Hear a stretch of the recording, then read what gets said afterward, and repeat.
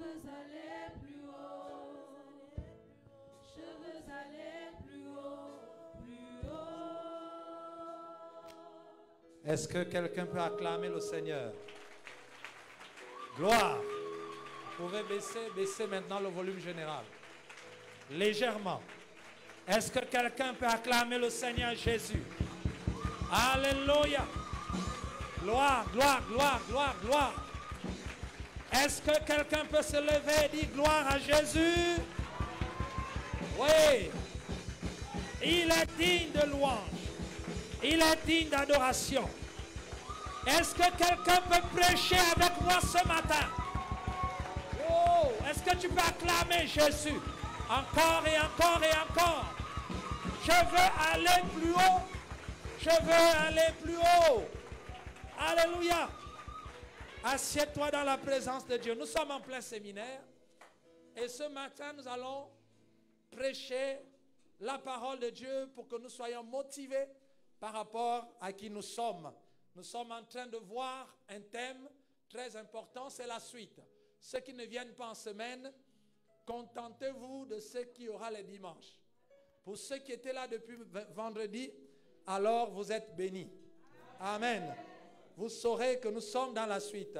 Nous sommes au livre de Romains, au chapitre... Hier, on s'est arrêté au chapitre 2. Baissez-moi un peu le son dans les retours. Nous sommes arrêtés au chapitre 2. Et nous avons vu jusqu'au verset 21, jusqu'au verset 24. C'est une suite logique. Verset 25, il est écrit, la circoncision est utile. Si tu mets en pratique la loi, ne modifiez pas mon réglage parce que je n'ai pas la voix qu'il faut. J'ai bien envie d'être à l'aise. Voilà.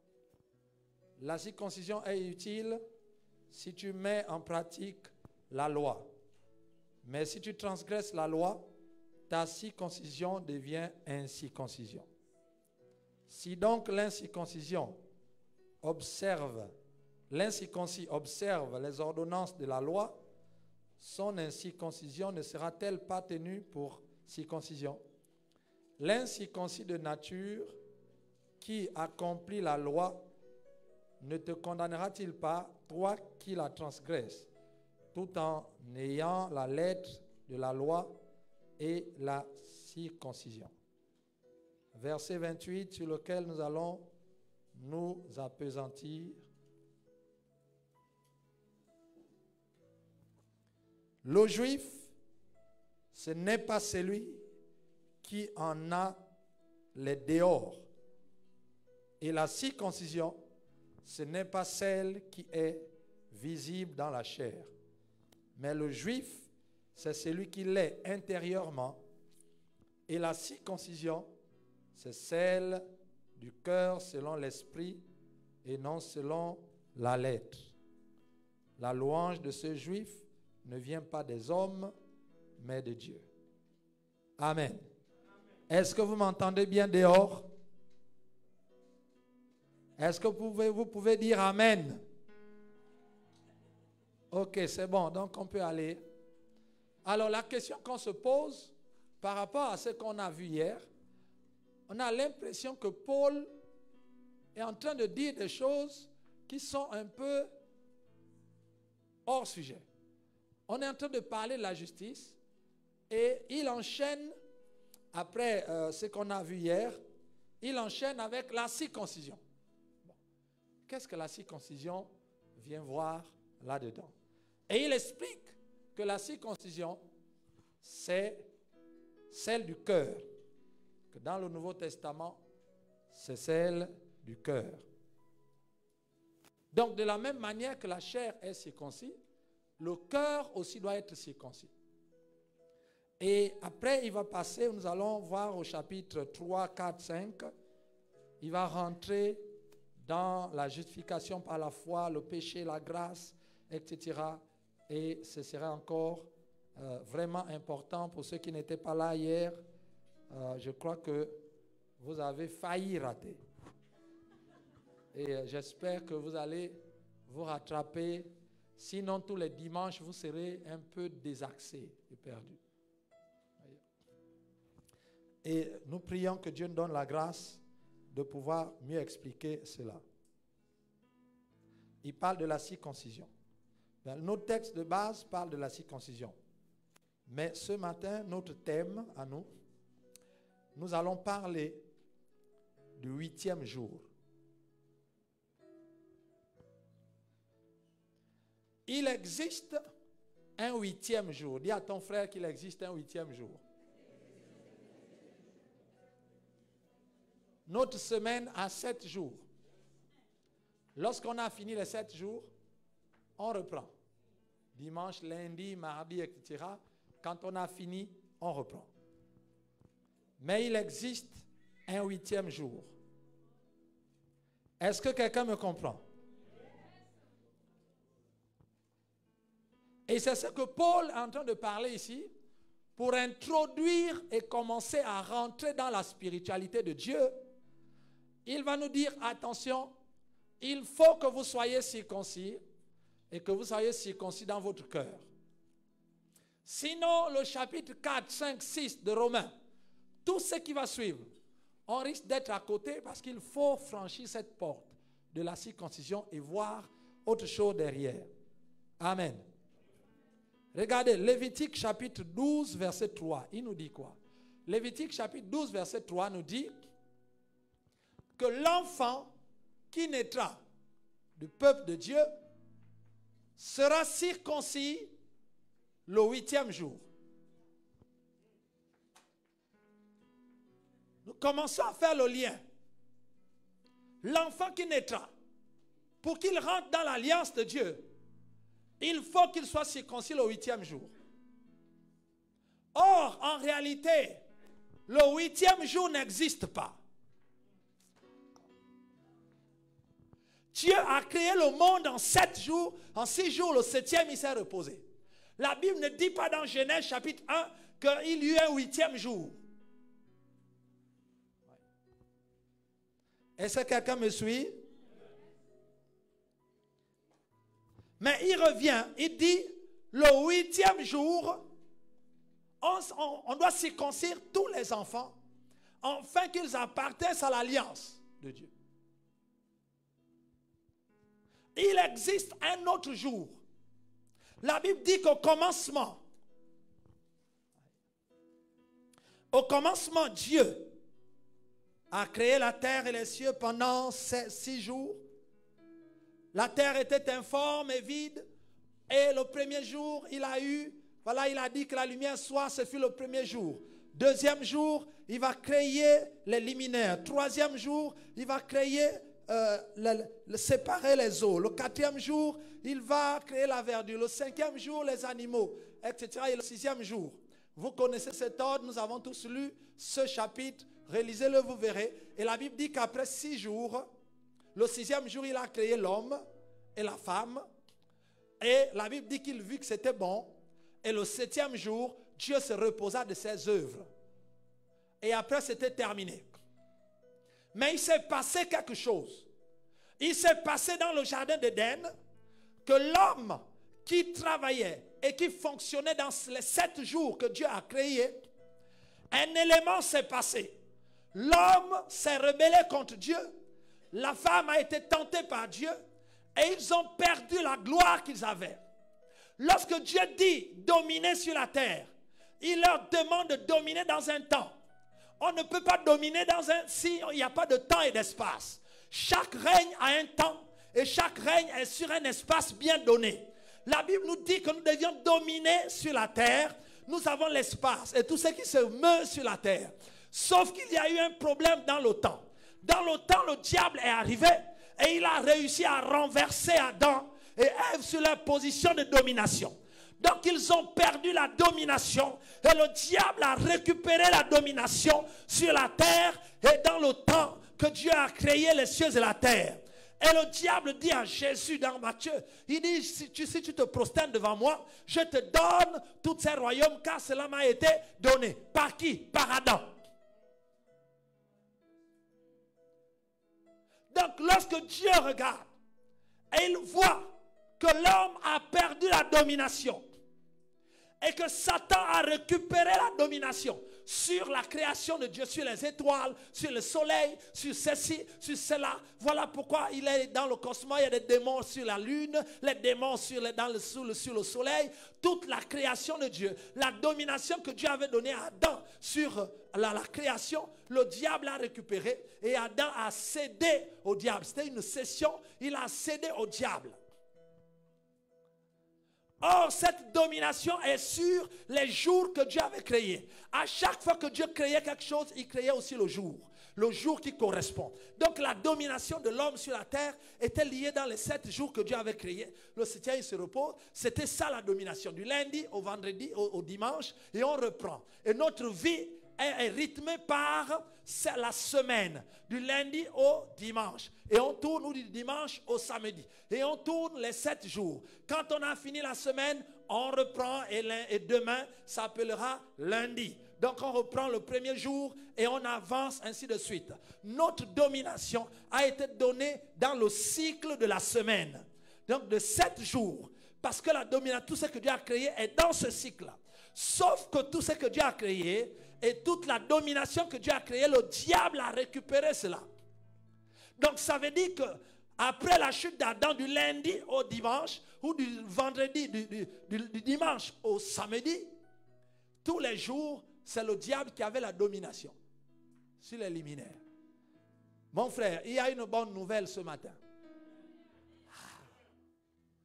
La Bible nous dit que quand Dieu a regardé cette situation, Dieu ne s'est pas contenté, il n'est pas venu faire la bagarre. Il n'est pas venu faire le combat spirituel pour récupérer la domination de 7 jours. Non, Dieu n'a pas fait cela. Dieu a fait quelque chose d'autre. Au lieu de se battre pour les jours qui ont été perdus avec leur domination, Dieu a créé le 8e jour. Comme le diable a pris cela, reste là-bas. Je crée un autre jour dans lequel tous ceux qui seront sauvés vont dominer par un autre jour. Et ce jour-là n'est pas lié dans la semaine. Ce jour s'appelle le jour de l'Éternel. Quand la Bible parle du jour de l'Éternel, cela ne dépend ni des années, ni des mois, ni de la semaine. Il s'agit du 8e jour. Le 8e jour est le jour de l'Éternel. Les 7 jours ont été donnés à Adam, qui a cédé au diable. Et Dieu a créé un 8e jour pour son règne et le règne de son royaume. Le 8e jour. La Bible nous dit dans le livre de Joël, au chapitre 1, il dit que ce jour est redoutable. Aïe, aïe, aïe, aïe.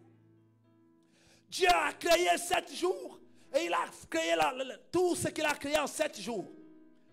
Il dit que ce qu'il a créé en 7 jours était bon. Allons-y dans Joël. Joël chapitre 1. Dieu regarde la puissance qu'il a développée. Il dit waouh. Et tout ce que Dieu a créé, il vit que c'était bon. Ça c'est dans les 7 jours. Mais lorsqu'il crée le 8e jour, il dit autre chose. Joël chapitre 1 verset 5, verset 15.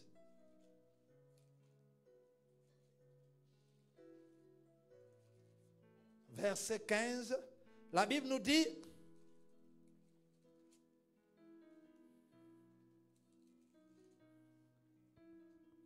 sonnez de la trompette en Sion, publiez un jeûne et une convocation solennelle.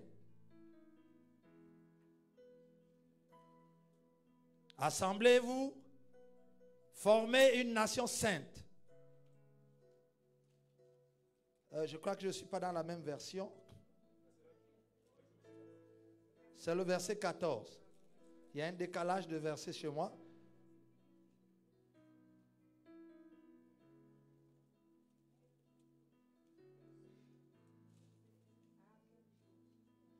Oui, verset 15. Voilà. Récitez-le parce que... Car le jour de l'Éternel est proche. Voilà, il vient chapitre. comme un ravage du Tout-Puissant. Ok, c'est pas ma Bible qui a un problème, c'est moi. Alors, il dit, verset 14, publiez un jeûne, une convocation solennelle, assemblez les vieillards, tous les habitants du pays, dans la maison de l'Éternel, votre Dieu, et criez à l'Éternel. Ah, quel jour! Car le jour de l'Éternel est proche, il vient comme un ravage du Tout-Puissant. Le jour de l'Éternel vient comme un ravage du Tout-Puissant. Le chapitre 2, verset 1, il revient en disant, sonnez encore de la trompette. Donc, sonnez de la trompette en Sion. Ça veut dire réveiller les gens. Ça veut dire parlez-leur. Parlez à tout le monde. Criez plus fort et faites retentir sur la montagne sainte que tous les habitants du pays tremblent, car le jour de l'Éternel vient, car il est proche. Amen. Dieu dit, sonnez de la trompette, parce qu'il y a un jour qui arrive. Et ce jour-là ne dépend pas des jours de la semaine. C'est un jour particulier, qui n'est pas lié au cycle de semaines, de jours tels que Dieu l'a créé. Ce jour n'est ni lundi, mardi, mercredi, jeudi, vendredi, samedi, dimanche. C'est un jour différent. C'est un nouveau jour. C'est le 8e jour. Et il dit, ce 8e jour, nous le trouvons dans le livre, dans l'évangile. La Bible nous dit que lorsque Jésus est mort à la croix, la Bible nous parle qu'à partir de la 6e heure, jusqu'à la 9e heure, il y eut des ténèbres, pas en Israël, mais sur toute la surface de la terre.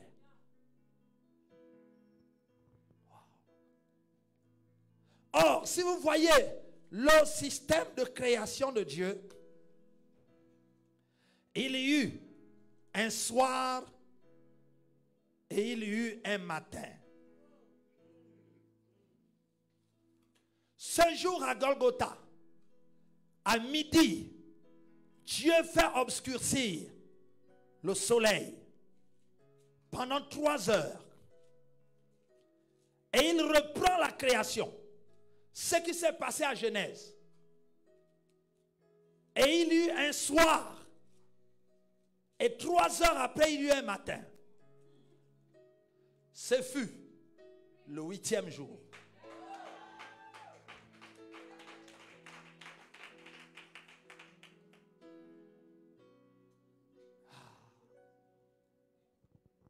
Ce jour que Joël avait dit, c'est un jour redoutable qui arrive. Et ce jour, depuis qu'il y a eu un matin, il n'y a plus jamais eu de soir. Le dernier jour, il n'aura pas de fin, si ce n'est jusqu'à la fin des temps. Nous sommes dans le dernier jour, le 8e jour. C'est-à-dire qu'un jour qui ne correspond à aucun calendrier. Voilà pourquoi les temps de grâce, vous ne pourrez pas les retrouver dans aucune prophétie. Dans tout ce que Dieu a dit par les prophètes.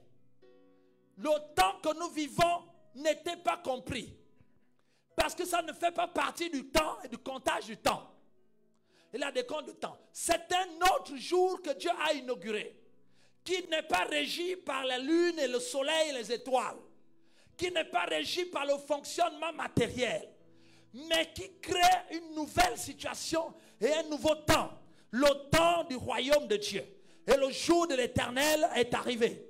Et lorsque ce jour est arrivé, il y a eu quoi? Il y a eu mort, effusion de sang. Et il y a eu résurrection. Et il y a eu venue du Saint-Esprit sur tout le monde. Pendant ce jour, quelque chose de spécial est arrivé. Sans ce soir et ce matin, il ne devait pas avoir résurrection, ni venue du Saint-Esprit, ni création de l'Église. L'Église est dans le 8e jour. L'Église n'est pas dans les 7 jours que Dieu a créés.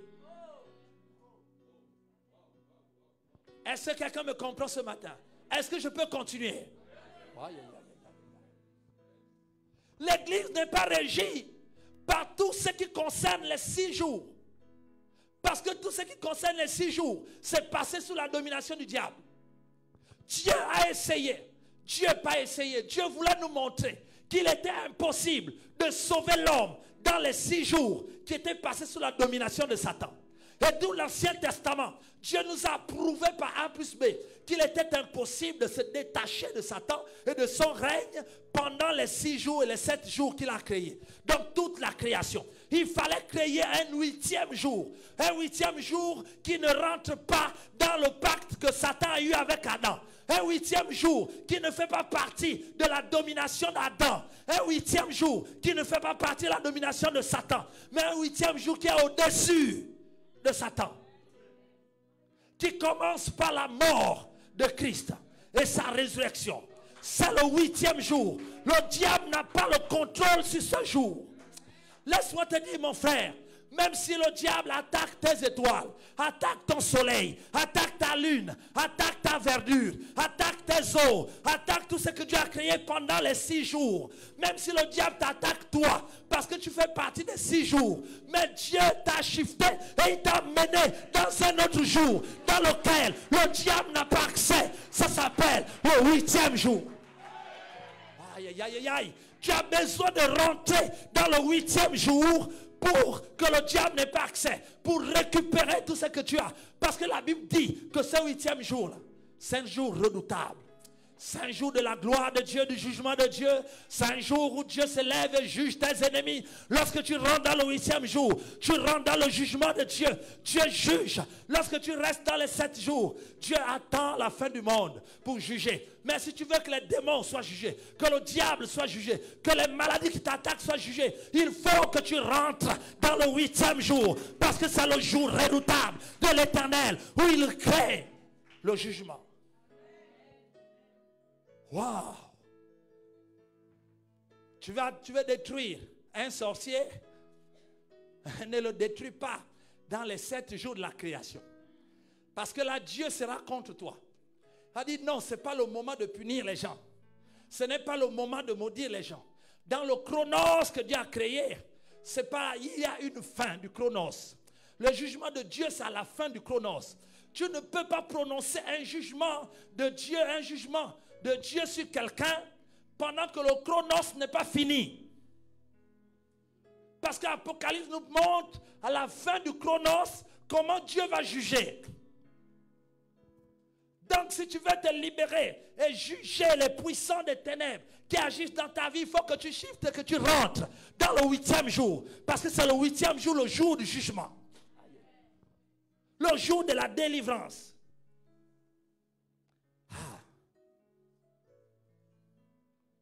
Dis à ton voisin, est-ce que tu comprends? Ceux qui n'étaient pas là, le séminaire, soyez là jeudi. Et la Bible dit que l'enfant sera circoncis le 8e jour. L'entrée du 8e jour s'appelle la circoncision. Sans la circoncision, personne ne peut rentrer dans le 8e jour.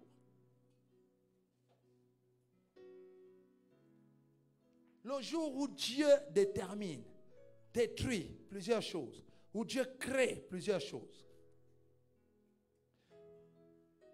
Il faut comprendre que ce mois-ci,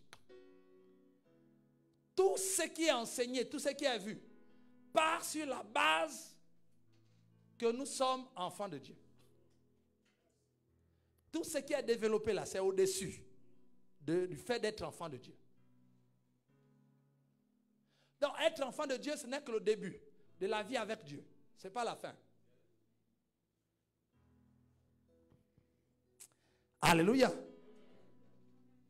Donc, lorsqu'on parle de la circoncision, je ne suis pas en train de parler de la nouvelle naissance. Tu es déjà né.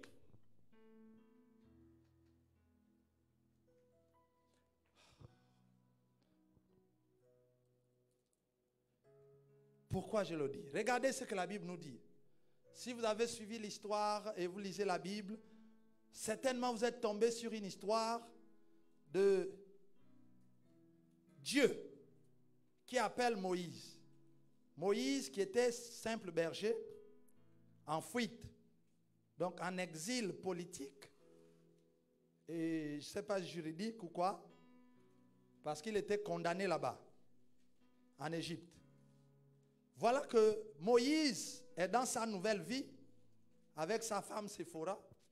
Dieu appelle Moïse, et il dit à Moïse qu'il a choisi, et que Moïse doit aller délivrer son peuple. Vous connaissez cette histoire, Exode chapitre 4.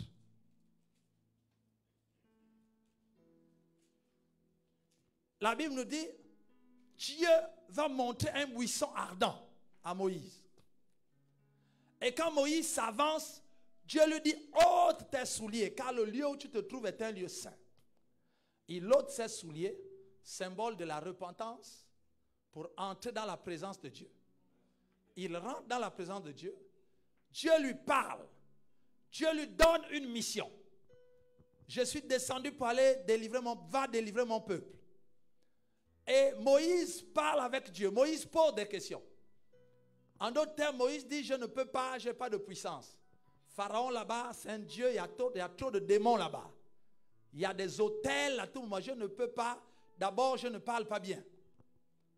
Dieu dit, étends ta main et mets à la poitrine. Il sort, elle est sèche. Il dit, remets. Il sort, elle est bien. Il dit, ton bâton, jette-le. Il jette le bâton, se transforme en serpent.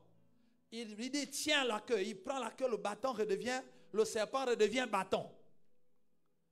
Dieu dit, voilà, je te donne l'onction, le miracle pour faire contre Pharaon afin de délivrer mon peuple. Donc, Moïse a été appelé par Dieu. Moïse, sanctifié par Dieu. Moïse a reçu le ministère par Dieu. Moïse a reçu le pouvoir, la puissance de Dieu. Et Moïse a reçu la mission de repartir en Égypte pour aller exercer son ministère. Moïse a parlé avec Dieu, il était dans la présence de Dieu. Et là où était Dieu était Moïse, là où était Moïse était Dieu. Voilà que Moïse est en train d'aller dans sa gloire, on va dire, son ministère, comme nous tous. Le verset 24 nous dit, pendant le voyage, en un lieu où Moïse passa la nuit, l'Éternel l'attaqua et voulut le faire mourir. Le même qu'il a envoyé. Attendez, moi j'étais tranquille. C'est toi qui me dis, va. Tu me parles, tu me donnes l'onction, la puissance. Et après, le même vient pour tuer Moïse. Incompréhensible. Il attaqua et voulut le faire mourir. Séphora prit une pierre aiguë, coupa le prépuce de son fils et le jeta aux pieds de Moïse en disant, tu es pour moi un époux de sang. Et l'Éternel le laissa. C'est alors qu'elle dit, époux de sang. Donc c'est devenu le sobriquet de Moïse. Quand Séphora appelait, époux de sang, il répond oui. Pourquoi? À cause de la circoncision. À cause de la circoncision. Et après cette circoncision, l'Éternel dit à Aaron, va dans le désert au-devant de Moïse. Aaron partit, il rencontra Moïse à la montagne de Dieu et il le baisa et puis Moïse lui raconta tous les miracles que Dieu, la mission d'abord et tous les signes qu'il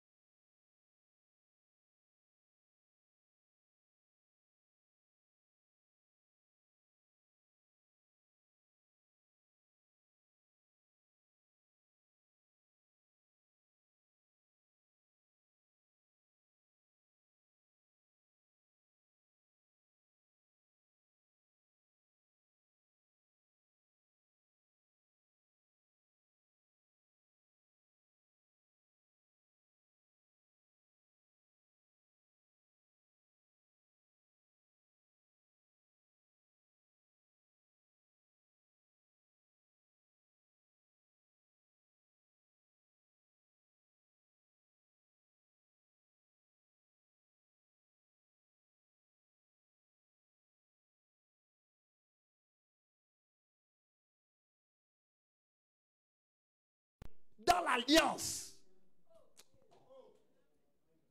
Dieu ne nous parlera pas de circoncision.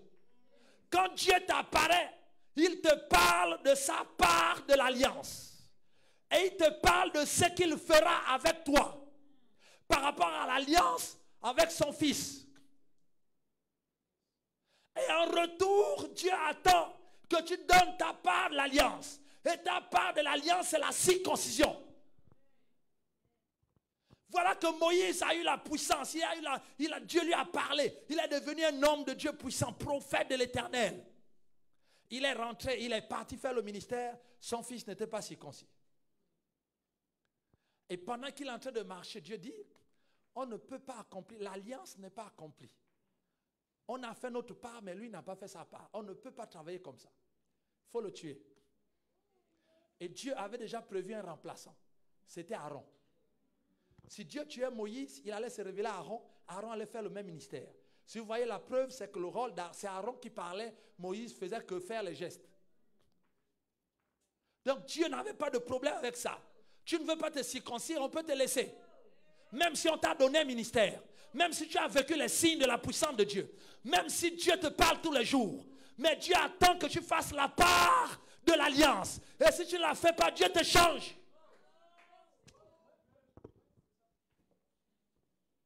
Je ne dis pas que Dieu va t'arracher le ministère et l'onction. Dieu n'arrache rien. Il ne se repent pas de ses dons. Il te laisse, il prend quelqu'un d'autre. À chaque fois, lorsque Dieu appelle quelqu'un, il a déjà prévu un remplaçant. Moïse pensait qu'il était seul. Dieu avait déjà Aaron. Et Dieu aussi parlait à Aaron. La preuve, c'est qu'il est allé parler à Aaron pour dire, lève-toi, va trouver ton. Donc ça veut dire que Aaron avait une relation avec Dieu. Je suis en train de te dire qu'à chaque fois que Dieu te parle, que Dieu t'utilise, sache que dans les coulisses, dans les secrets, il y a une autre personne que Dieu utilise pareil et qui va pouvoir te remplacer si tu refuses de te circoncire.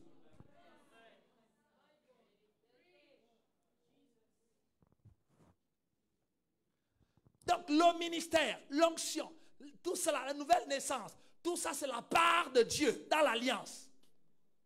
Le fait que Dieu nous sauve, que Dieu nous donne l'onction, que Dieu nous donne les ministères, que Dieu nous donne les services, que Dieu nous donne la puissance, que Dieu nous donne la gloire, qu'il exauce nos prières, ne veut pas dire qu'on est circoncis. Ça veut dire que Dieu accomplit la part de son alliance. Et il attend que tu sois circoncis. Voilà pourquoi Paul, avant de continuer à rentrer dans la spiritualité, il est en train de nous rappeler que, oh, frère, sœur, on ne peut pas aller plus loin si tu n'es pas circoncis dans le cœur. Sinon, ce qui est arrivé à Moïse va t'arriver. Beaucoup de personnes ont été recalées dans le ministère et spirituellement bloquées parce qu'ils n'ont pas compris qu'il fallait une circoncision. Ils attaquent les démons. Ce n'est pas les démons, c'est Dieu lui-même qui t'attaque.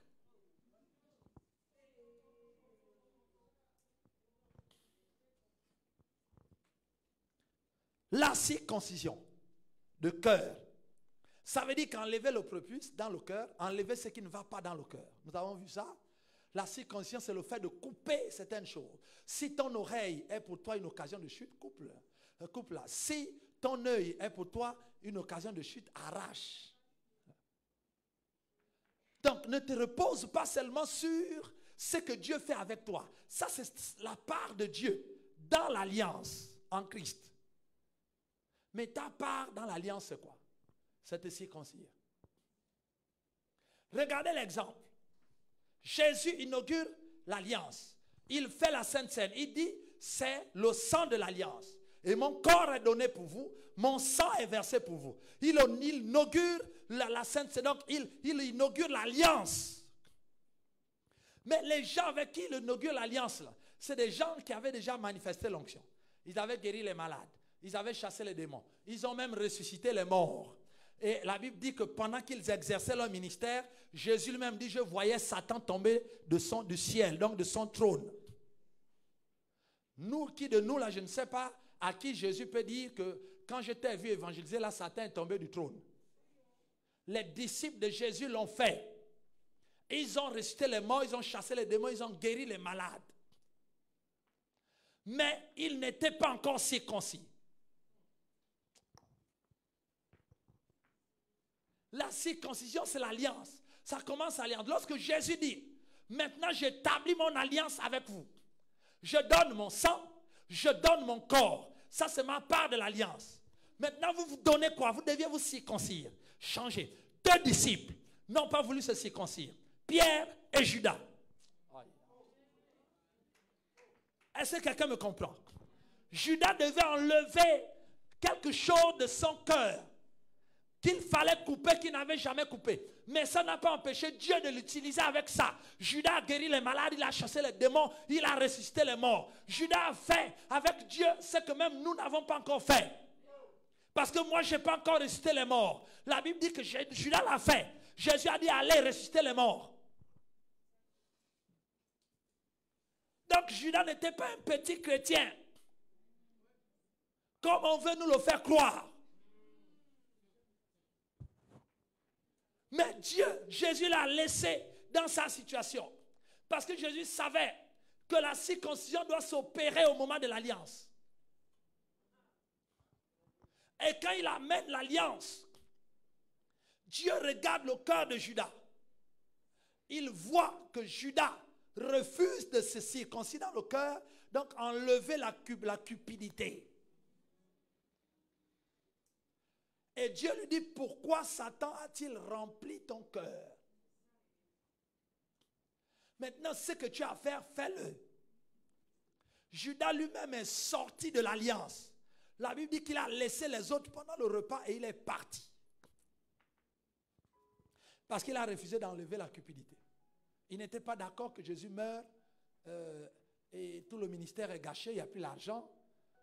Et si on peut gagner un peu, faire l'affaire avec Jésus. Parce qu'il avait l'habitude de faire les affaires avec la caisse. Il achetait ses champs, incognito, il maquillait les calculs, mais Jésus voyait tout ça. Frère, sœur, tout ce que tu fais, Dieu voit. Mais il y a un jour de l'alliance, il t'attend à l'alliance. Parce qu'il y a un jour de l'alliance qui arrive. Où tu dois traiter alliance avec Dieu d'une manière personnelle. Là, ce n'est plus l'alliance de la nouvelle naissance, le sang de Jésus. Non, avec toi, Dieu et toi. Ça arrive. Et le rôle de l'alliance de Dieu, c'est de nous basculer d'un monde à un autre. Lorsque nous avons reçu l'alliance de Christ, il nous a basculé des ténèbres au royaume de la lumière. Maintenant que nous sommes dans la lumière, quand nous recevons, quand Dieu traite alliance avec nous, nous basculons de simples disciples à apôtres, à serviteurs de Dieu, avec un mandat, un ministère, avec beaucoup de choses.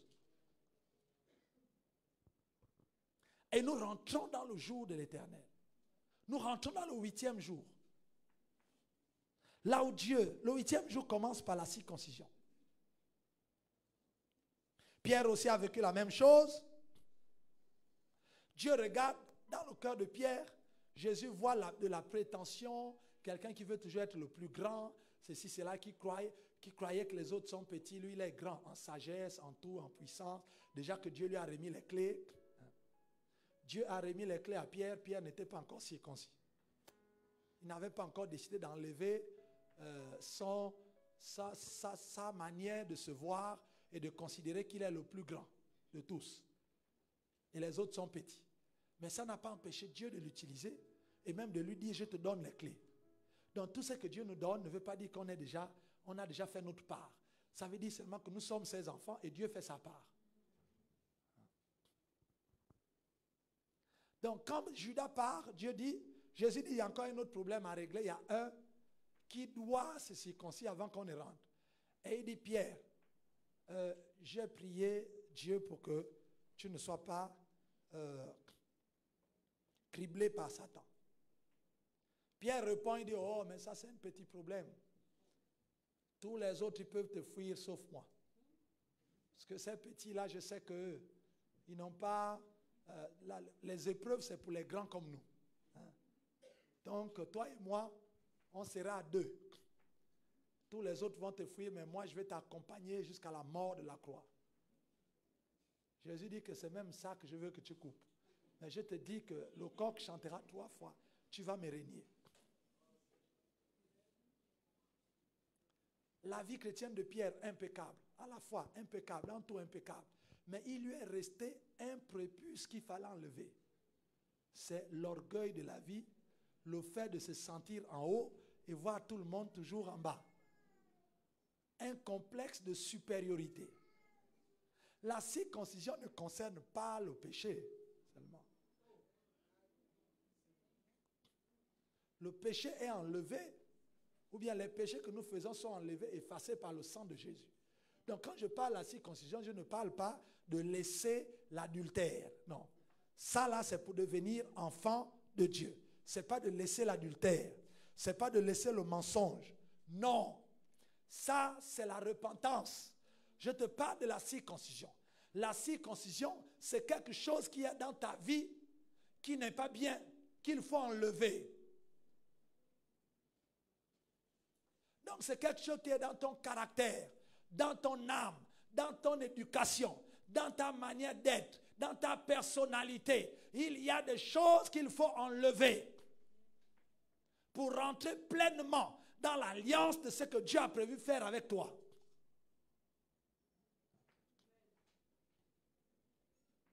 Donc, le complexe de supériorité n'est pas un péché. C'est une manière de se voir et une manière de concevoir la vie autour de soi qui va t'amener au péché. C'est ça que Dieu dit de couper. Quand on parle de la circoncision, c'est cela. Qu'est-ce qu'il y a dans ta vie? Quelles sont les déformations qu'il y a eu dans ton existence? Qu'est-ce qui ne va pas dans le caractère, dans la manière de comprendre les choses, de faire, qu'il faut couper dans les attitudes, dans les réactions, dans la manière de vivre, dans tout cela? Quels sont les prépuces qu'il faut enlever?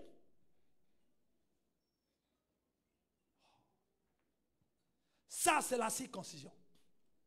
Voilà pourquoi Paul, il nous a parlé de la révélation de la parole, la révélation de la justice de Dieu. Il nous a parlé de la condamnation de l'injustice. Et il nous dit maintenant que si nous voulons avancer plus loin, nous devions nous circoncire. Donc une fois, on est rentré dans l'ordre. On a demandé pardon à Dieu pour les péchés. On suit la parole de Dieu. On marche selon, on a la crainte de Dieu pour ne pas pécher. Ne pas pécher n'est pas le seul élément pour rentrer dans la gloire de Dieu. Il y a ne pas pécher sinon on est privé de la gloire de Dieu. Et quand on sort de là, une fois on a fini avec ça, alors on doit maintenant se circoncire. Il y a quelque chose dans notre vie qu'on doit enlever avant d'arriver en Égypte et faire les miracles. Sinon on n'arrivera pas. La circoncision. Amen. La Bible dit dans le livre de Actes au chapitre 7. Actes chapitre 7, je crois que c'est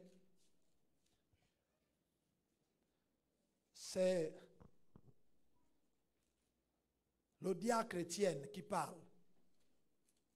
Et il va dire, si vous pouvez ouvrir Actes chapitre 7, verset 8.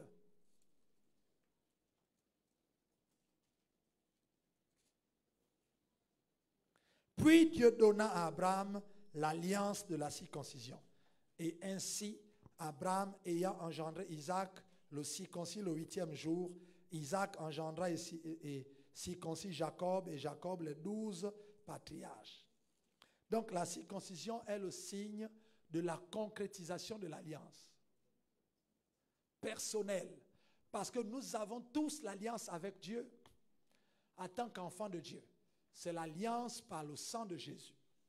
Mais dans ta propre vie, par rapport à ce que Dieu a juré de faire dans ta vie, il y a une alliance avec Dieu.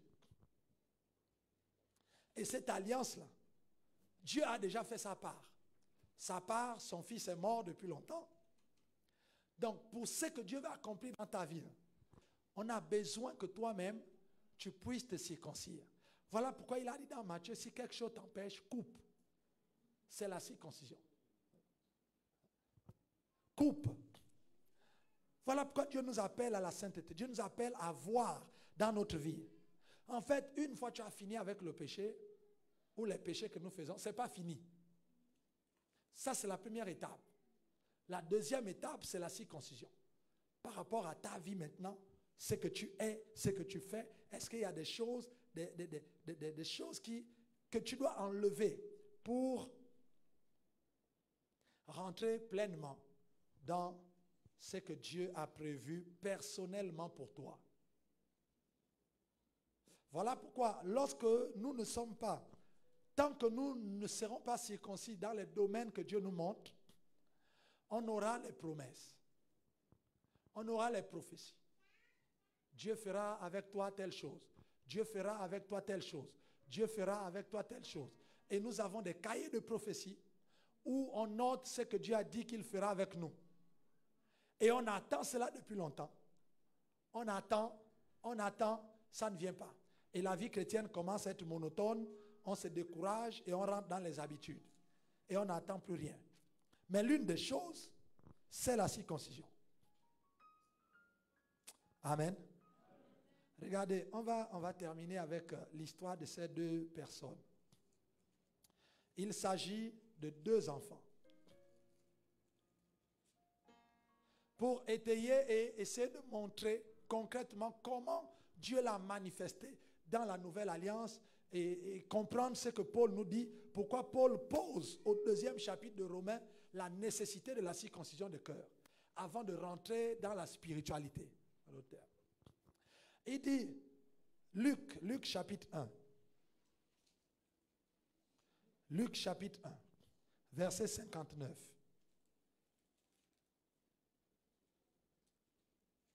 Luc chapitre 1, verset 59.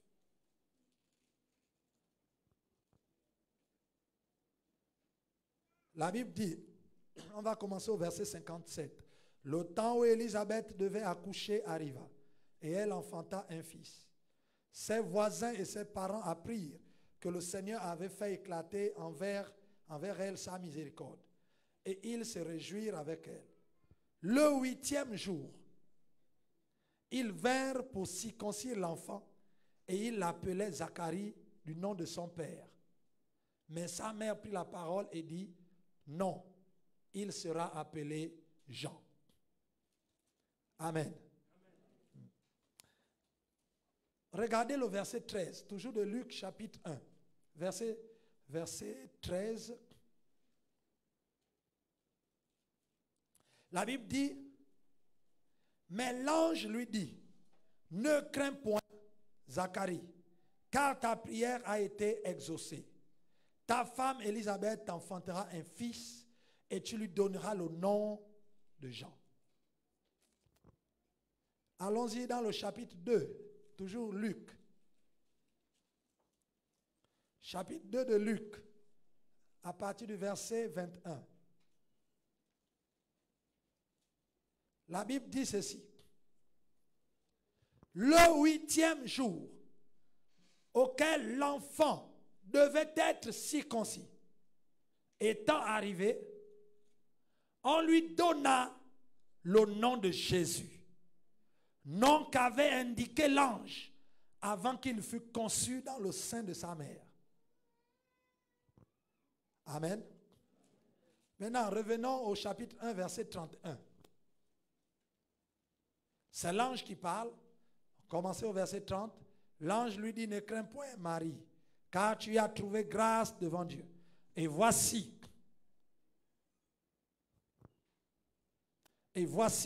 tu deviendras enceinte et tu enfanteras un fils. Tu lui donneras le nom de Jésus. Il sera grand et sera appelé fils du Très-Haut. Et le Seigneur Dieu lui donnera le trône de David, son père. Il régnera sur la maison de Jacob éternellement et son règne n'aura point de fin. Et nous avons vu au chapitre 2 qu'on lui donna le nom de Jésus. Amen. Qu'est-ce qui s'est passé? Voilà que Jean-Baptiste, l'ange descend pour la conception de Jean-Baptiste. Et l'ange dit à Zacharie, tu auras un fils et tu lui donneras le nom de Jean. Et Jean est né Il a fait une semaine sans nom. Il n'avait pas de nom. Suis-moi, frère. Suis-moi, soeur. Jean a passé une semaine sans un nom. La Bible dit qu'au 8e jour, le jour où il devait être circoncis, Dieu, on lui donna le nom de Zacharie, son père, et la mère dit non, ce n'est pas Zacharie, c'est Jean. Jésus naît. L'ange dit à Marie, tu enfanteras un fils et tu lui donneras le nom de Jésus. Et c'est lui le sauveur. La domination se reposera sur lui. Et toutes les prophéties qui sont dites sur Jésus. Lorsque Jésus naît, Jésus passe une semaine sans un nom.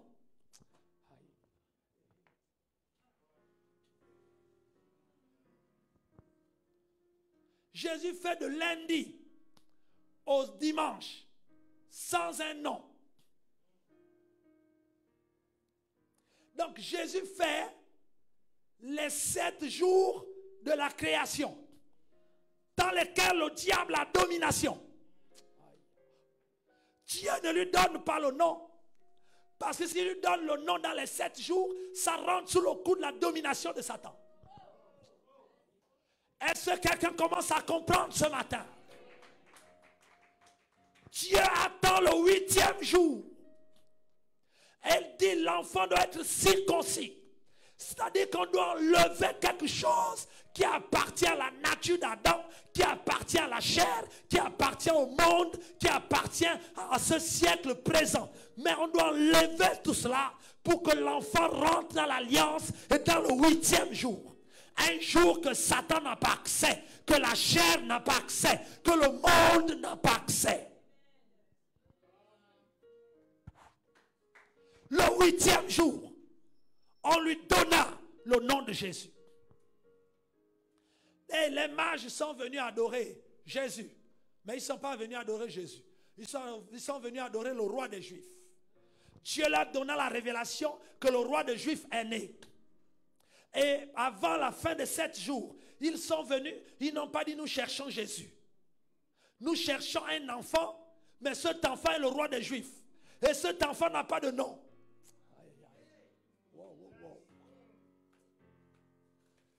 Il arrive, il dit au berger qu'à Bethléem, un roi vous est né. Aïe.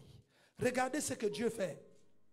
C'est-à-dire que le monde, le diable est perdu, il se dit, mais qu'est-ce qui se passe? Qu'est-ce qui se passe? Au berger, chapitre 2, verset 8. Verset 11, il a dit, c'est aujourd'hui, c'est l'ange qui parle au berger, dans la ville de David, il vous est né un sauveur, qui est le Christ, le Seigneur. 3 caractéristiques. 3 attributs, sans le nom. Personne n'a prononcé le nom de Jésus avant la fin de la semaine. Il vous a né un sauveur, le Christ, le Seigneur. Mais il s'appelle comment? On ne sait pas, mais vous allez trouver un bébé.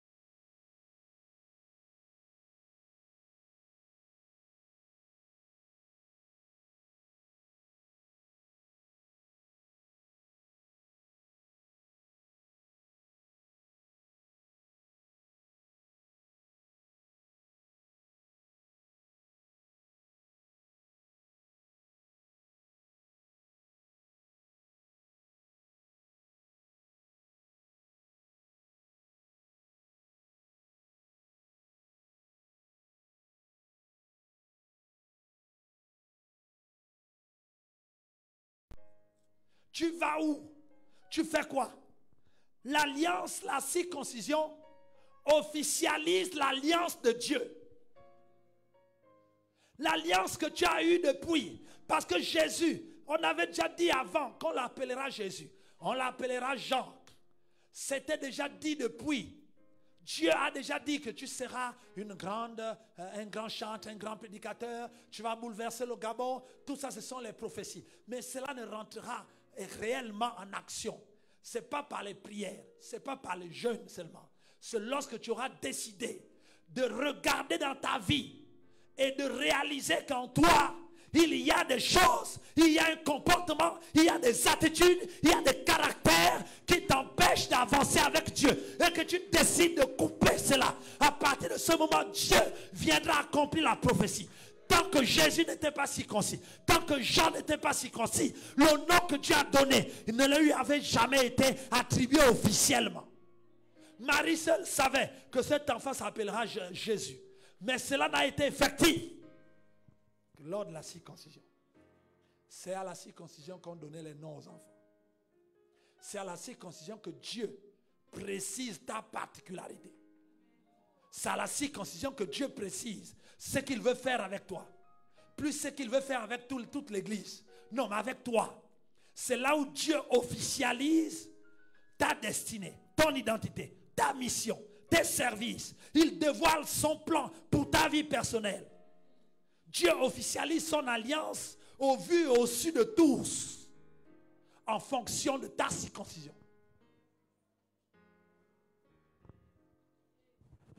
Dieu avait appelé Moïse. Il a donné l'onction à Moïse, il a tout fait. Mais Moïse, il a parlé à Aaron seulement lorsque Moïse a circoncis son enfant.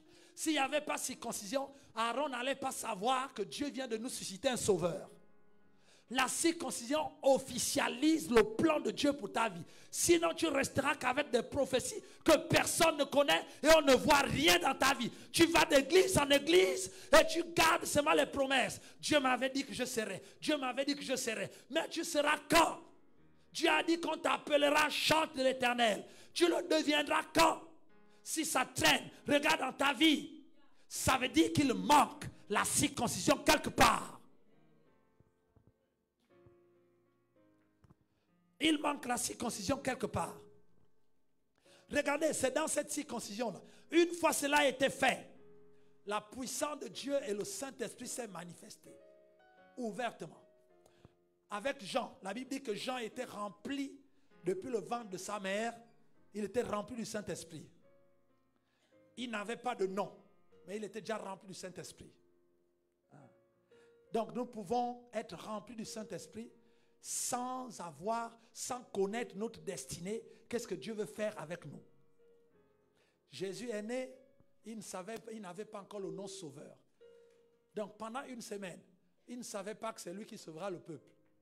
Et personne ne savait que c'est lui qui va sauver le peuple, il n'avait pas le nom. Voilà pourquoi Hérode est obligé de s'embrouiller. Il faut chercher les enfants, il ne sait pas trop, parce qu'il faut aller tuer, il dit aller tuer tout le monde.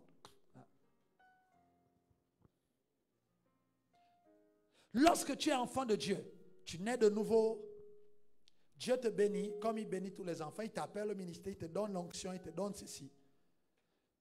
Mais la précision de ce qu'il veut faire avec toi, il va se révéler en fonction de ta capacité à te circoncire des choses qui t'empêchent. Qu'est-ce qui t'empêche? D'autres, c'est peut-être des amis. Il faut te circoncire. Tout le temps, tu es avec les païens. Les païens, ce sont mes amis, depuis l'enfance, depuis ceci, c'est là, etc. Ils t'amènent dans des choses bizarres. Ils parlent un langage qui ne correspond pas au royaume. Tu es là avec, tu es ceci, etc. Ce n'est pas un péché de rester avec les amis. Sauf que si tu ne te circoncis pas de ça, Dieu aura du mal à te montrer ce que tu veux faire, ce qu'il veut faire avec toi.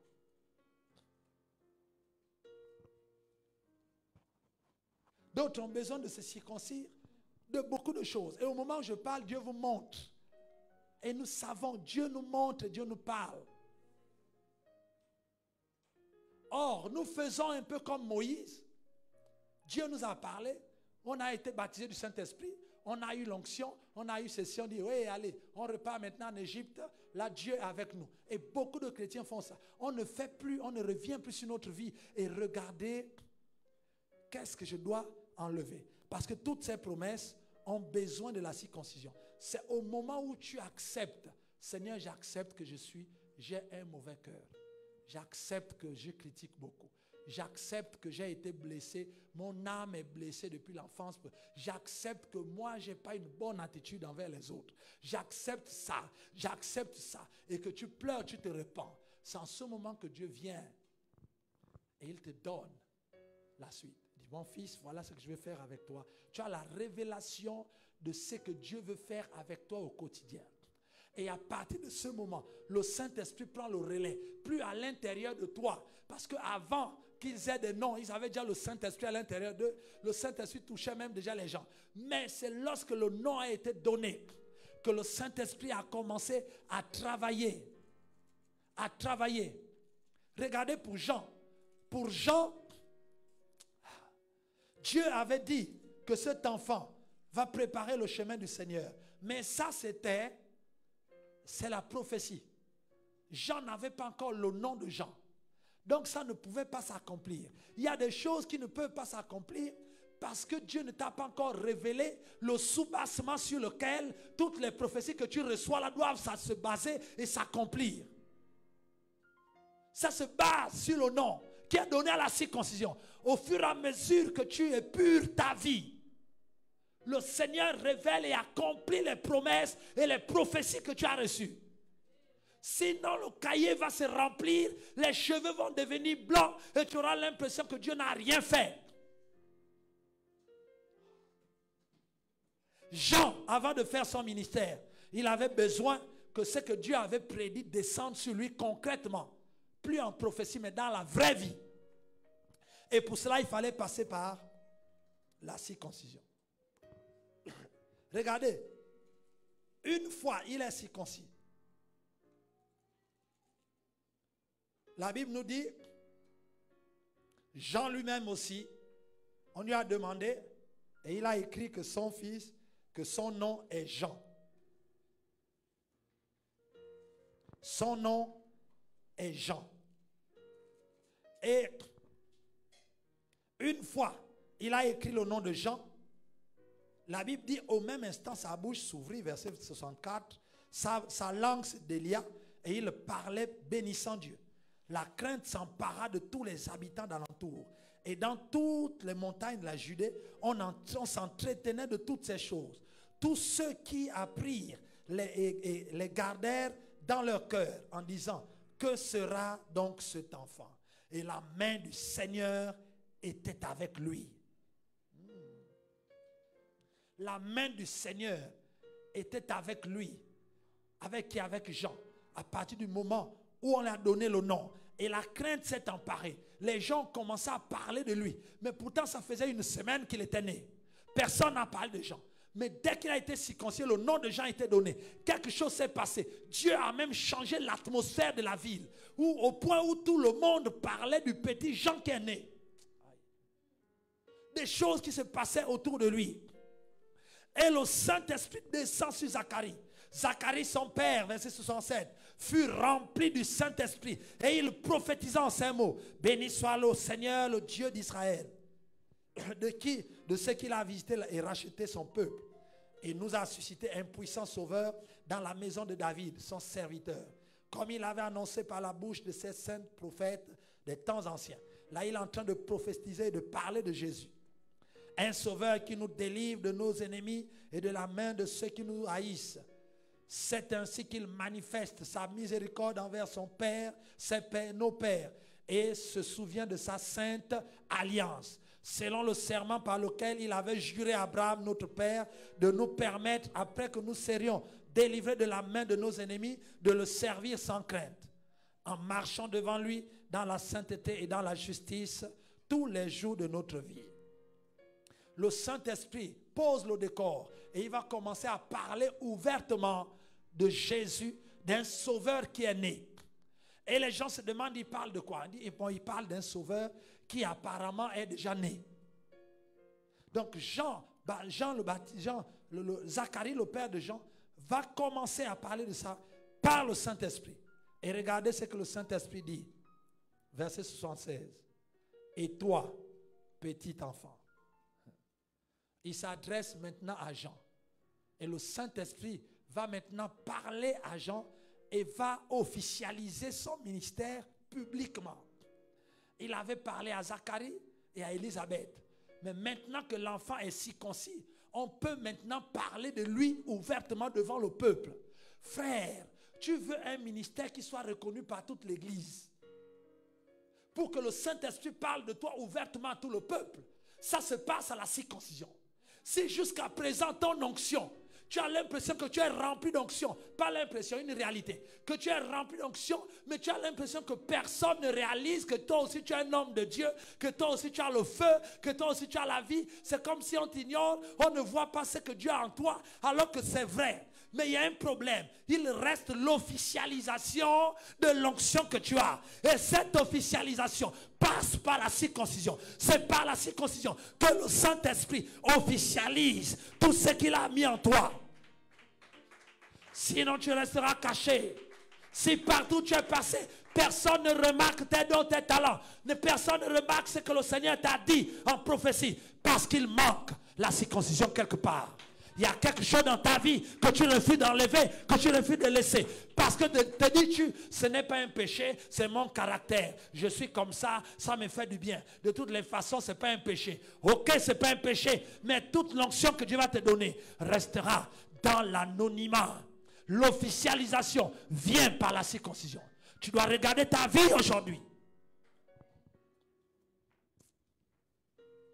C'est là maintenant que Dieu dit, et toi, le Saint-Esprit lui parle. Et toi, petit enfant. Et toi, jeune chrétien. Et toi, enfant de Dieu. Et toi, disciple de Dieu.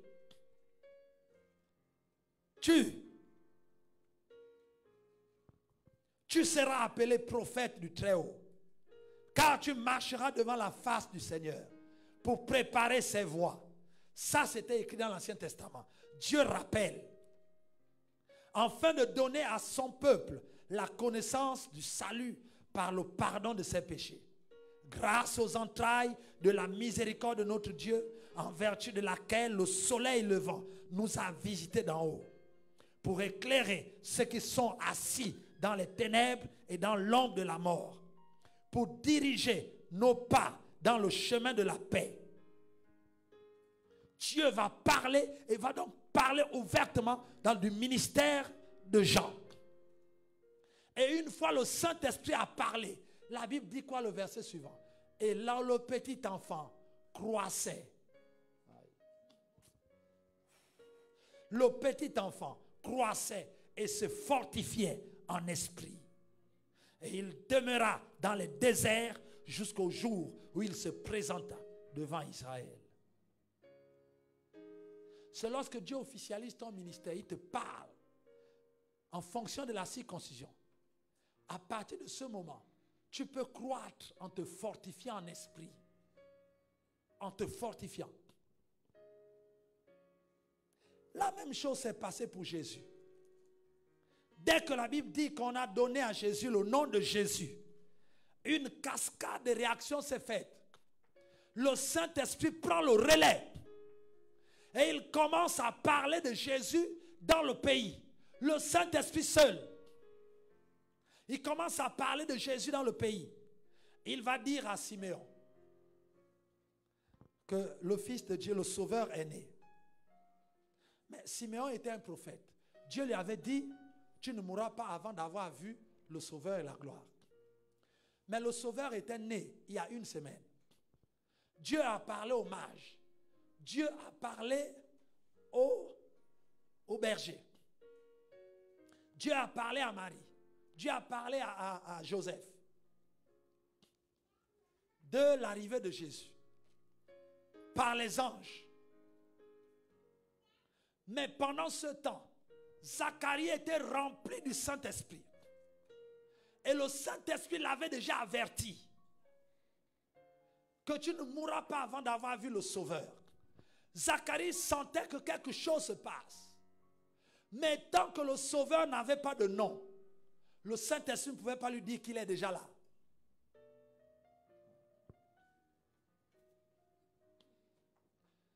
Lorsque le nom lui a été donné, automatiquement, le Saint-Esprit dit à Siméon, monte au temple.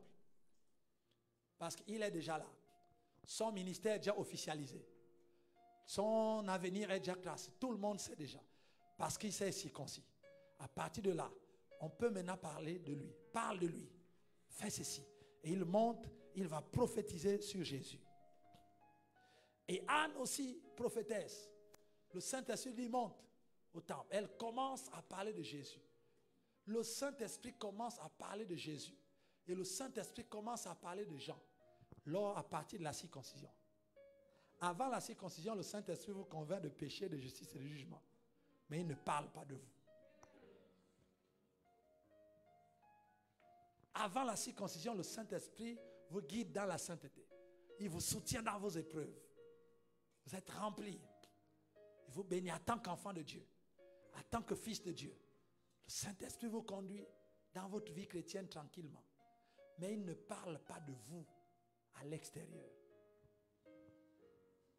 Parce qu'il y a encore le prépuce qu'il faut couper. Il y a quelque chose qui ne va pas dans sa vie. Il peut te remplir d'onction.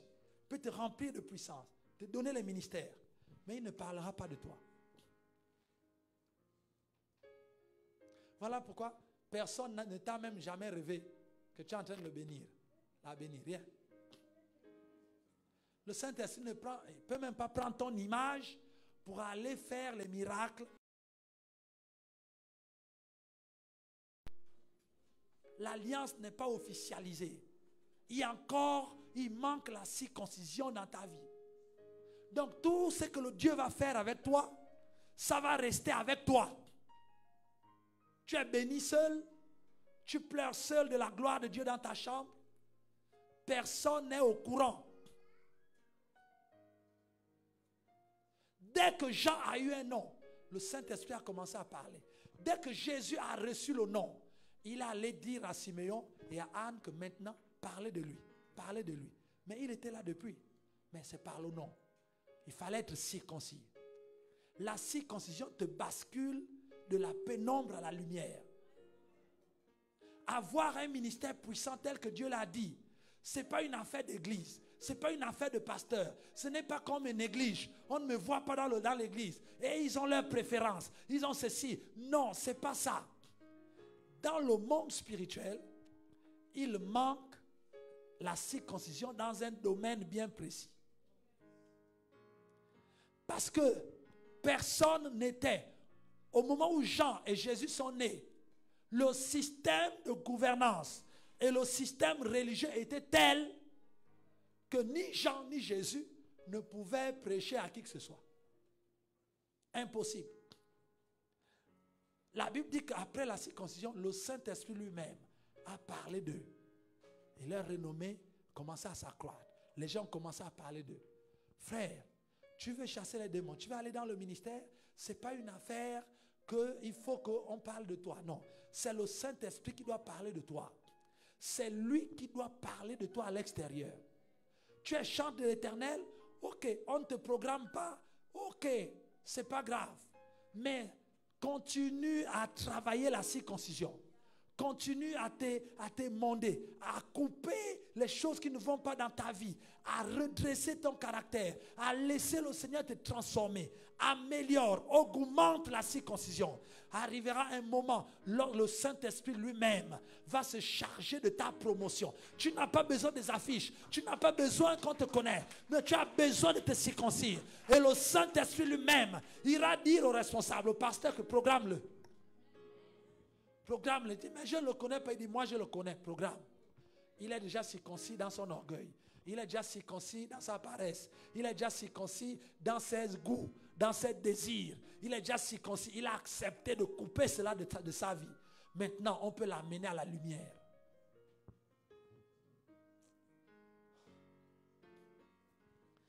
À chaque niveau, il y a une circoncision. On doit toujours regarder où on va.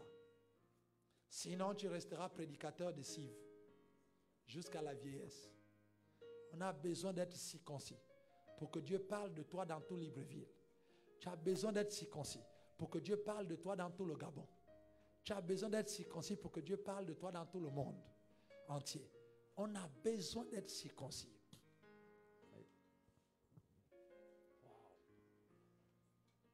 Wow. La circoncision, l'alliance de Dieu. L'alliance de Dieu. Plus on se circoncit, on rentre dans le jour de l'Éternel. Et le jour de l'Éternel, c'est ce qu'il a prévu faire avec toi. Jésus est rentré dans le jour de l'Éternel par la circoncision. Avant la circoncision, Jésus était présumé, était destiné à être sauveur. Mais il est devenu le sauveur lorsqu'il a été circoncis. C'est en ce moment que le Saint-Esprit a ouvert le plan du salut. Pareil pour Jean, pareil pour Moïse. Et tout ce que Dieu a fait, c'est des signes. Voilà pourquoi Dieu a voulu tuer Moïse. Parce que c'était un signe important. Dieu avait en vue la circoncision du cœur. Que sans la circoncision du cœur, tu ne peux pas aller loin avec moi. Autant même te tuer parce que tu ne peux rien faire. On ne peut rien faire. Tout ce que je t'ai dit là, on ne pourra rien faire si toi et ta famille, vous n'êtes pas tous circoncis. En d'autres termes, Dieu montre par là qu'un enfant de Dieu qui n'est pas circoncis n'ira pas loin avec Dieu. Voilà. Nous parlons de spiritualité. On va être les spirituels de demain. Le monde va devenir de plus en plus spirituel, où la puissance de Dieu doit être vécue, doit être vue. Ça ne doit plus, on doit le voir, on doit être dans le surnaturel. Je me souviens de ce frère qui était dans un pays étranger et on lui a dit qu'ici il y a des grands sorciers, le grand spiritisme, ils font revenir les morts et les morts viennent, ils s'asseyent et ils parlent avec les gens. C'est pas comme chez nous on rêve les morts, non. Ça, au Japon on fait revenir les morts comme ce qui est écrit dans la Bible avec Saül. Les morts reviennent, ton grand-père apparaît, il s'assoit, il te parle. Ça, c'est une hauteur de mysticisme élevée. Et il y a un chrétien qui a eu vent de ça à l'école, à l'université.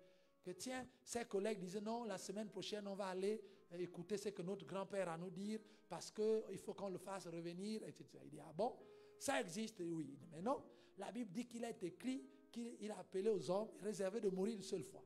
Après vient le jugement. Les morts ne reviennent pas à la vie. Ils ont dit que mais ça arrive. Il dit, bon, ok, allons-y, amenez-moi. Il est seul, il n'a pas d'église, c'est un chrétien. Il dit, bon, je vous lance un défi. Moi, si j'arrive là-bas, vos morts ne viendront pas. Il dit, tu rigoles quoi? Lui, là, il est reconnu dans tout le pays. Il dit, ok, allons-y. Il est allé, il s'est assis. Comme les gens qui viennent consulter. Avec la famille. Le grand prêtre reconnu dans tout le Japon. Il a invoqué les morts. Invoqué. Personne n'a apparu. Personne. Il s'est levé et dit qu'il y a quelqu'un parmi vous qui bloque.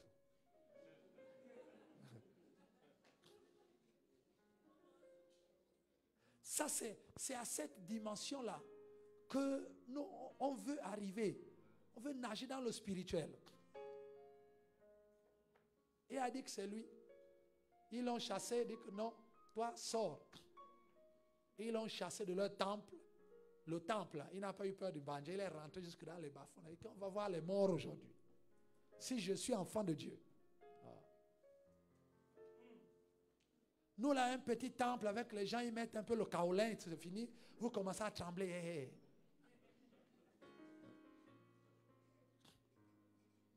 Avec les torches indigènes. On est là, maintenant, et les gens rentrent en transe et disent, ça y est, Satan est là. Les gens ont peur.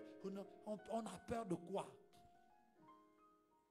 Il est rentré, on l'a chassé, que toi sors. Non, on ne veut plus de toi ici. Ils l'ont mis dehors. Il est rentré chez lui. Derrière, là-bas, les morts ont apparu. Frère, le monde qui arrive est un monde où si on n'est pas spirituel, on aura du mal à vivre la vie chrétienne. On a besoin d'être circoncis de notre envie de bien-être, des envies de luxure, de réussite, les envies de luxe, les envies des voitures climatisées avec caméra, les envies de grandes maisons, toutes ces envies-là. On doit être circoncis de ça, sinon on n'avancera pas. On doit être circoncis de ces envies. Même du mariage, tu dois être circoncis. Parce que la Bible dit que Dieu te donnera par-dessus toutes ces choses. Il faut qu'on enlève les éléments qui nous empêcheraient de rentrer dans la gloire de Dieu. Regarde ta vie. Qu'est-ce qui fait en sorte qu'aujourd'hui, on ne soit pas là où Dieu veut qu'on soit? Qu'est-ce qui fait qu'aujourd'hui, on est seulement simple chrétien? Qu'est-ce que Dieu a dit que tu seras? J'ai fait le témoignage ici une fois. Le jour où Dieu m'a guéri, il m'a parlé. Et il a traité alliance avec moi. Il y a des morceaux choisis. Le jour où j'ai demandé la main au pasteur qui est là, et qu'elle a dit oui, les jours suivants, Dieu m'a envoyé, personne ne savait. Dieu m'a envoyé un prophète qui est arrivé chez moi. Et il arrive, il dit, frère, je suis venu pour qu'on prie. J'ai compris comment. Ça faisait peut-être 2 jours qu'elle m'a dit oui. Donc j'étais encore dans ma joie et tout ça. Un frère arrive, il dit qu'on va prier. Et dès qu'on se met à prier, il commence à prophétiser, à parler. Je suis l'Éternel. Voilà, voilà, voilà, voilà. Et il faut que tu traites alliance avec moi. Il me parle de ce que je vais aller faire en France. Il me parle, il dit, il faut qu'on traite alliance. Et on a donné, moi j'étais là, je ne savais même pas que ça là c'est alliance. Lui-même il parle, il dit, voilà ce que je veux faire à partir d'aujourd'hui. Voilà, voilà, voilà, voilà. Et si toi tu fais telle et telle chose, tu verras ma gloire. Si tu fais ça et ça et ça, tu verras ma gloire. Là, ce n'était plus l'affaire de si tu es chrétien, si tu es sanctifié. Non. Il dit si tu t'arranges comme ça, si tu fais pause telle action, telle action, telle action, moi je ferai ça, ça, ça. Wow. Et je ne suis pas étonné de voir ce qui s'est passé en France. Les ministères, comment Dieu a ouvert les portes, etc. On était dans un pays, il ne faut pas faire du prosélytisme, il ne faut pas évangéliser, il ne faut pas faire ceci. Mais en France, on faisait des sorties d'évangélisation sans problème. On fait le porte-à-porte, on va sur des places, on fait ceci. Personne n'arrête. Dieu m'avait parlé de ça.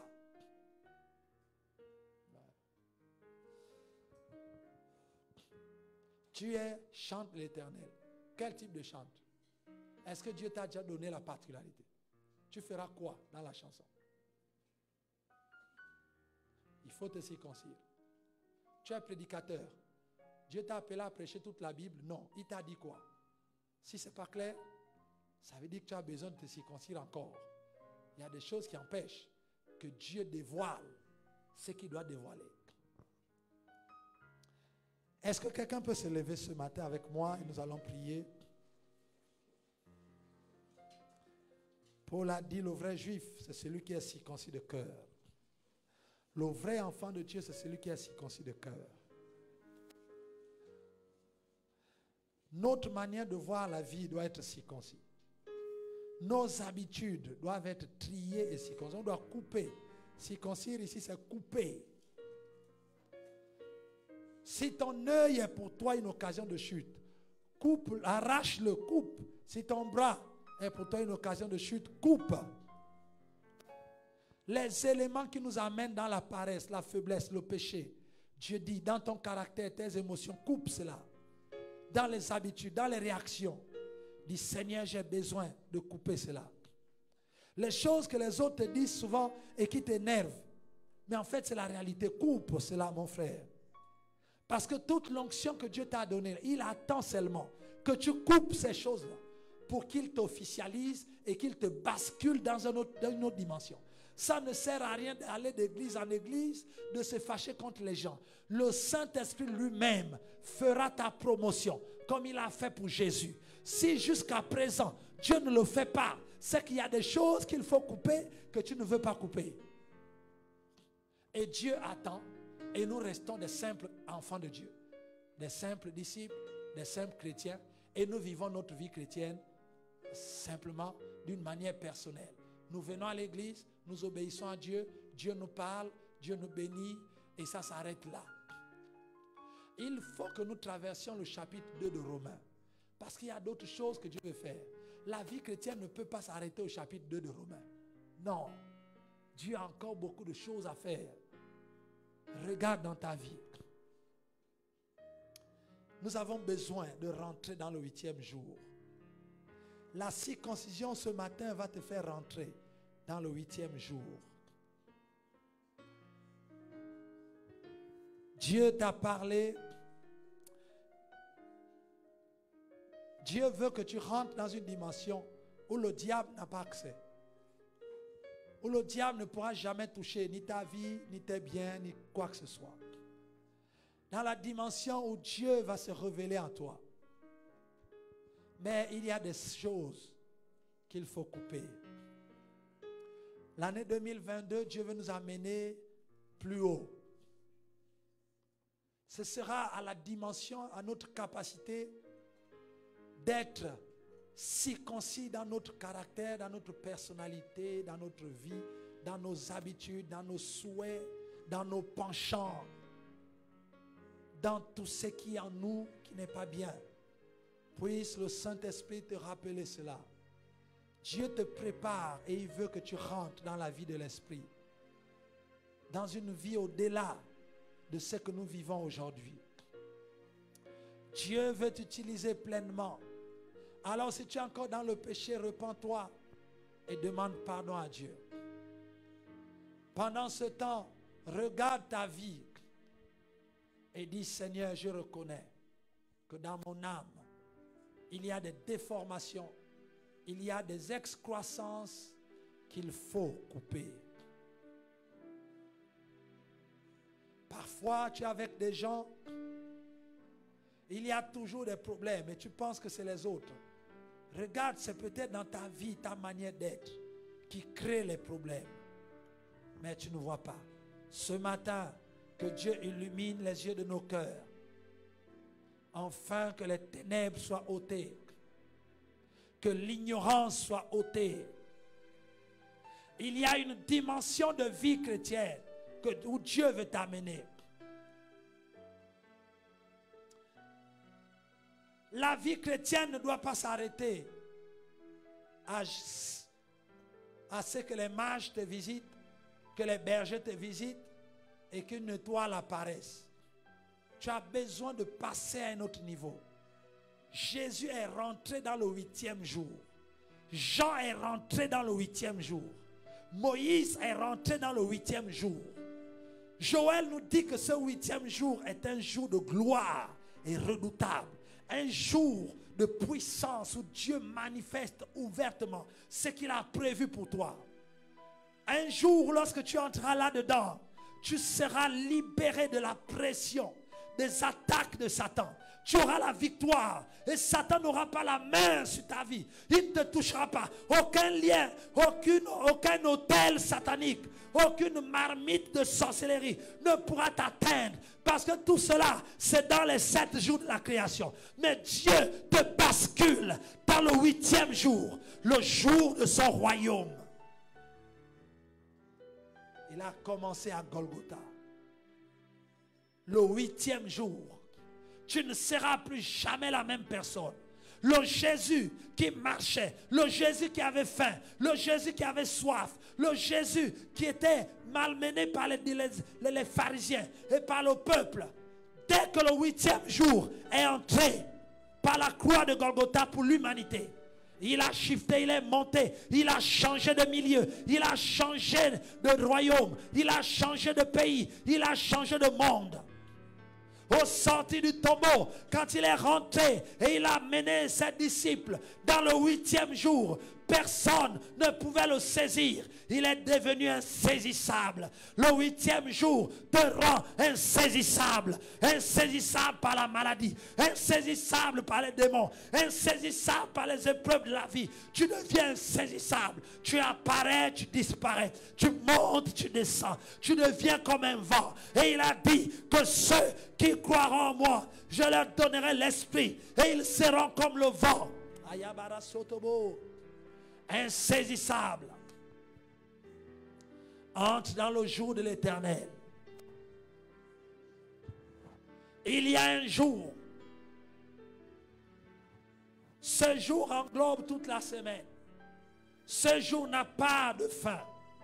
Ce jour commence à Golgotha. On ne sait pas encore quand est-ce qu'il va finir vers la fin des temps. Ce jour est là. Et le soleil, l'étoile brillante du matin brille encore. Il a besoin que tu passes de Pierre qui était peureux dans les jours de la création. Et lorsqu'il a basculé dans le 8e jour, il est devenu le père d'une multitude. Une simple prédication, 3000 convertis. Remplis de l'esprit. Jésus a soufflé à ses disciples. Sur ses disciples, il leur a dit, recevez l'esprit. Mais après ça, rien ne s'est passé. Ils étaient encore dans les jours de la semaine. Mais lorsqu'ils ont basculé au jour de la Pentecôte, dans le 8e jour, la Bible dit qu'il y a eu un bruit. Et il y a un bruit qui arrive dans ta vie. La Bible dit que lorsque Jean a basculé dans le 8e jour, tout le pays aux alentours parlait de lui. Il y a eu un bruit autour de ta vie, un bruit autour de la puissance, un bruit autour de ton ministère. Dieu fait un bruit, un vent impétueux, comme un bruit venant du ciel. Dans ta vie, c'est le 8e jour qui commence. Ce 8e jour peut commencer aujourd'hui pour toi. Si tu décides d'y entrer en disant, Seigneur, j'accepte d'être circoncis de mon ancienne vie, de ma manière de penser. J'ai besoin de toi. Je reconnais.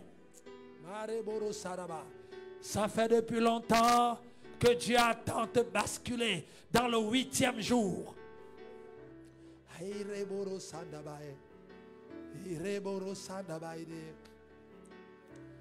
Dans le 8e jour, il n'y a plus de maladie. Dans le 8e jour, il n'y a pas de célibat. Dans le 8e jour, il n'y a pas de puissant de ténèbres qui t'appuie la nuit. Non, dans le 8e jour, le Seigneur lui-même descend tel un feu, et avec un grand bruit, et avec fracas. Dans le 8e jour, la puissance de Dieu ne se limite plus qu'à ton ministère, ne se limite plus qu'à tes dons. Non, Dieu crée l'atmosphère autour de toi. Dieu crée le bruit dans le pays. Il secoue les fondements des puissants des ténèbres. Dans le 8e jour, vous êtes tel un feu. Vous montez, escaladez les montagnes, infatigables. Vous courez et sans vous faiblir. Vous marchez sans se fatiguer.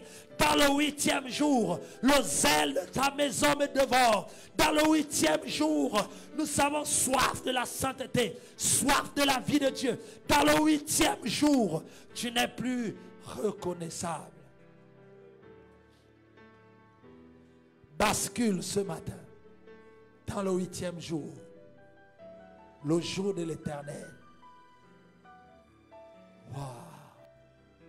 L'Église rentre dans un autre jour.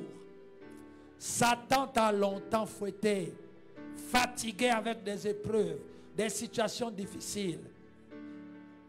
Arrête de te battre. Dis au Seigneur, circoncis-moi. Je vais basculer dans le 8e jour. Ce jour est le royaume de Dieu. Ce jour est la présence même de Dieu. Jean, Jésus ont eu des grands ministères. Ils ont basculé dans le 8e jour. Le 8e jour qui ce matin commence par la circoncision.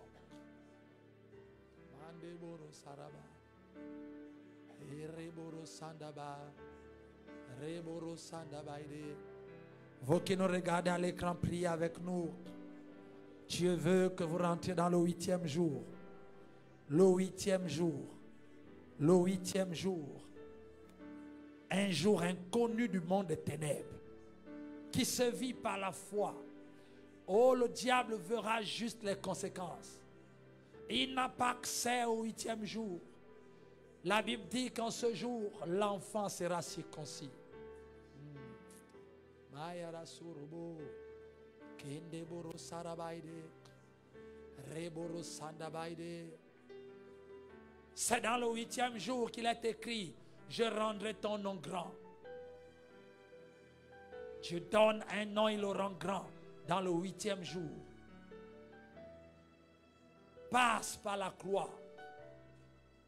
Laisse la chair être crucifiée. Oh, Ireboro Sandaba.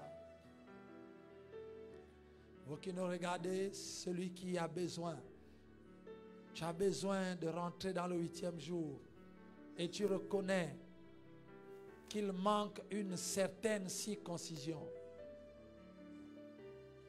Dieu t'a parlé, t'a montré ce matin. Là où tu es, lève la main vers le ciel.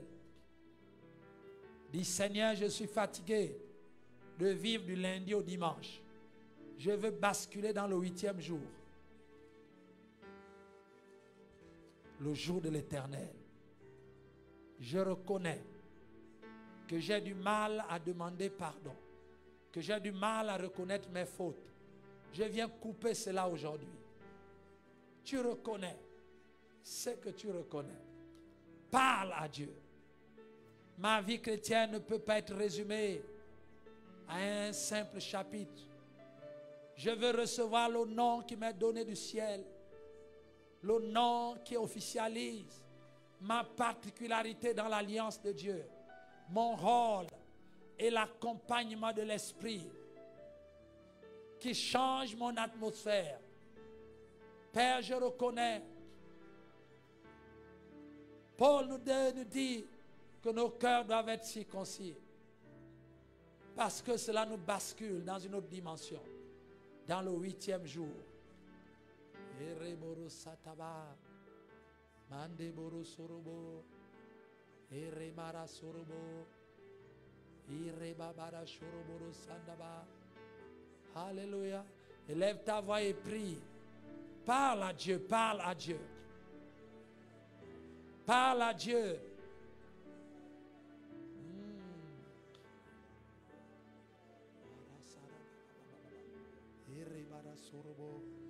Merci Saint-Esprit.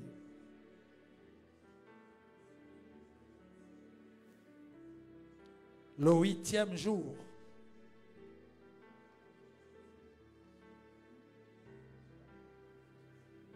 C'est le jour de la guérison.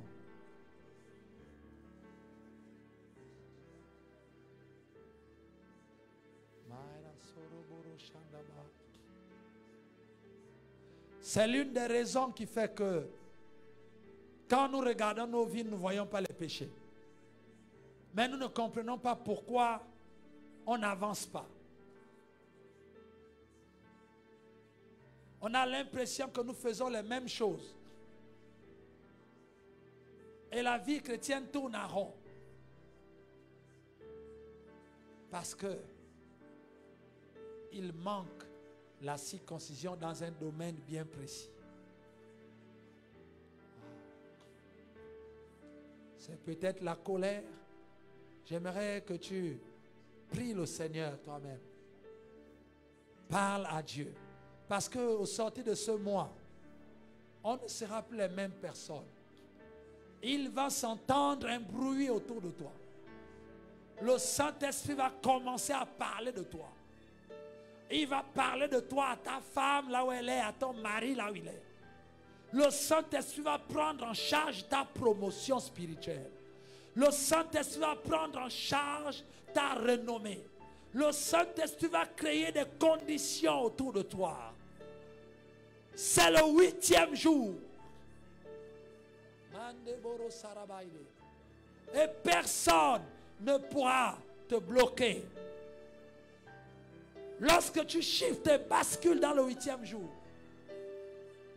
que ce soit sur ton lieu de travail, à l'école, dans la famille, partout, tu as besoin de vivre dans le surnaturel. Un autre jour qui est au-dessus des 7 jours de la semaine.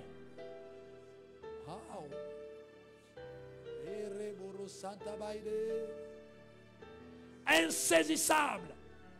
Pendant que les sorciers te chercheront un mardi, ils ne te verront pas parce que tu es dans le 8e jour.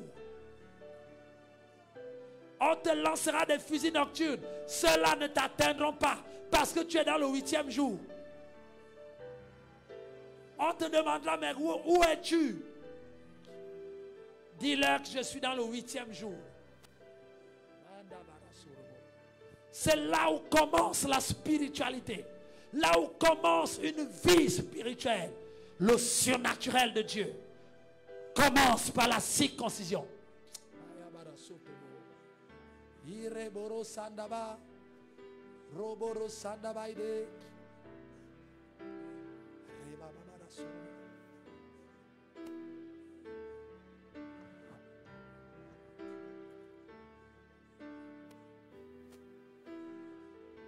Nous voulons voir le surnaturel. Seigneur, nous voulons voir le surnaturel. Oh Dieu.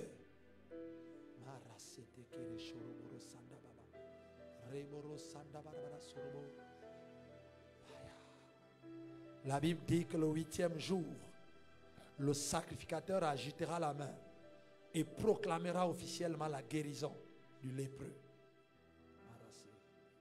Si tu es rentré dans le 8e jour,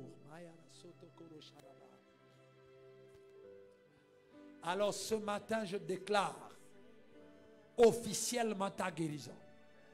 Hey. Depuis que tu as donné ta vie à Jésus, tu as été guéri. Mais cette guérison n'était pas encore officielle. Parce que c'est le 8e jour où on officialise la guérison.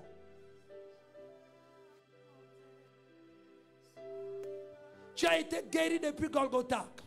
Mais parfois tu ressens encore les douleurs. Mais la réalité c'est que tu es guéri. Sauf que le Saint-Esprit n'a pas encore officialisé ta guérison. Ça se passe le 8e jour. Donc la circoncision te bascule dans le 8e jour. Aussi dans l'officialisation de ta guérison. C'est que Dieu t'a donné. C'est pourquoi ce matin, tous les démons qui restaient encore dans ton corps vont quitter parce que tu bascules dans le 8e jour. Et officiellement, en tant que sacrificateur de Dieu vivant, par le sacerdoce royal, je déclare pour quiconque est entré dans le 8e jour, l'officialisation de sa guérison dans les cieux, sur la terre et sous la terre. Maladie, je t'ordonne de quitter ce corps. Là où vous êtes, mettez la main, vous avez mal. Quelque chose se passe. Depuis 2000 ans, Dieu t'a guéri. Le 8e jour, on proclamera officiellement ta guérison. Maintenant, nous déclarons dans le nom de Jésus. Maladie, sort et sort de sa vie. Démons à l'origine des maladies, sortez.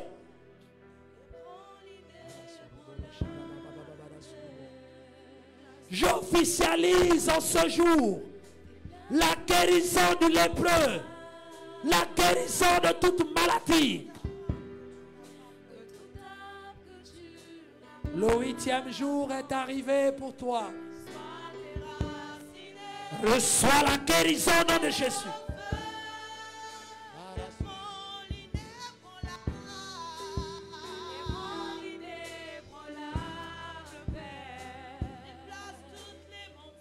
Les kystes disparaissent en ce moment. Cette opération n'aura plus lieu. Le Saint-Esprit te prend en charge et officialise ta guérison. Les yeux ne te feront plus mal à partir de maintenant. Le Saint-Esprit officialise ta guérison dans le nom de Jésus. Les douleurs disparaissent au nom de Jésus. La délivrance opère dans le nom de Jésus. Les cauchemars, tu ne les verras plus. Dieu te bascule dans le 8e jour de l'Éternel.